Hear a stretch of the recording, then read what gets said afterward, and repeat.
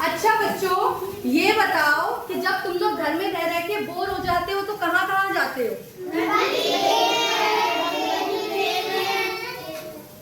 खेत में और बगीचे में। अच्छा, खेत में बगीचा है? अच्छा, वेरी गुड। अब ऐसे ही कुछ कहानी है स्वर के बच्चों की। किसकी?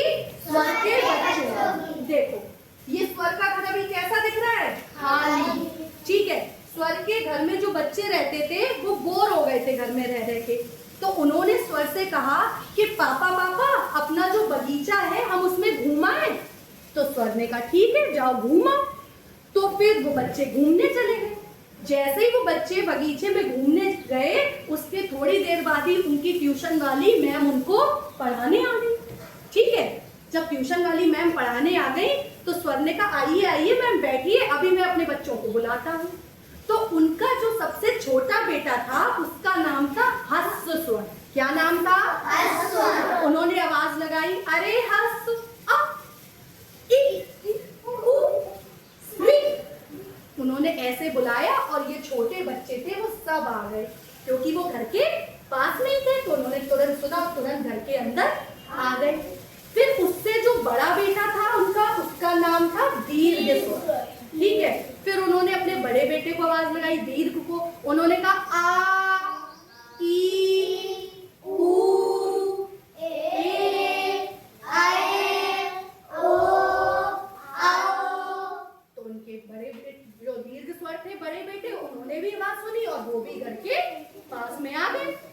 लेकिन जो उनका तीसरा बेटा था जिसका नाम था प्लुत स्वर। क्या नाम था? प्लुत स्वर। वो जाके पेड़ पे बैठे हुए थे। कहाँ बैठे थे? पेड़ पे। उन्होंने आवाज लगाई प्लुत प्लुत। प्लुत ने नहीं सुना। फिर उन्होंने, प्लुत का घर का एक दूसरा नाम था, फिर उन्होंने आवाज लगाई ओ। जब उन्होंने ये आवाज लगाई तो प्लुत दौड़े दौड़े घर के अंदर आ गए। तो अब तीन बेटे थे, कौन कौन? फिर से बोलिए। सबसे छोटा बेटा कौन था? उससे बड़ा कौन था? और सबसे बड़ा कौन था? अब बेटा समझो तीनों में अंतर थोड़ा समझ में आया होगा ना? अब इसको अच्छे से समझो कि देखो, जो हस्स स्वर होता है उसे बोलने में बहुत कम शक्ति लगानी पड़ती है, बहुत कम समय लगता है और बहुत कम धीमे से बोलते हैं और वो हम बोल लेते हैं। जैसे क्या? फिर से बोलो मेरे संग। अ इ उ ए। ठीक है। उसके बाद आया दीर्घ। दीर्घ उससे बड़ा बेटा होता है तो उसे बुलाने में थोड़ी सी लंबा समय लगता है। ठीक है। हस्स की अपेक्षा थोड़ा सा अधिक समय लगता है। जैसे फिर से बोलिए आ ई उ ए ऐ ओ औ। ठीक है। और जो उनका सबसे बड़ा बेटा है उसका नाम क्या है? प्लुत। प्लुत को बुलाने में कितना लंबा समय लगता है? बहुत लंबा।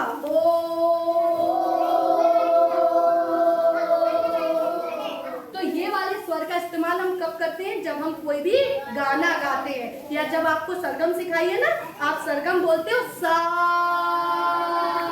तो सा को लंबा खींच रहे हैं ना, सा को बोलने में अधिक समय लग रहा है ना, तो वहां कौन सा स्वर लगता है? प्लुत स्वर। और प्लुत स्वर का निशान कैसा होता है? एस जैसा। कैसा निशान होता है? एस जैसा। तीन बातें समझ में आ गई सबको? तो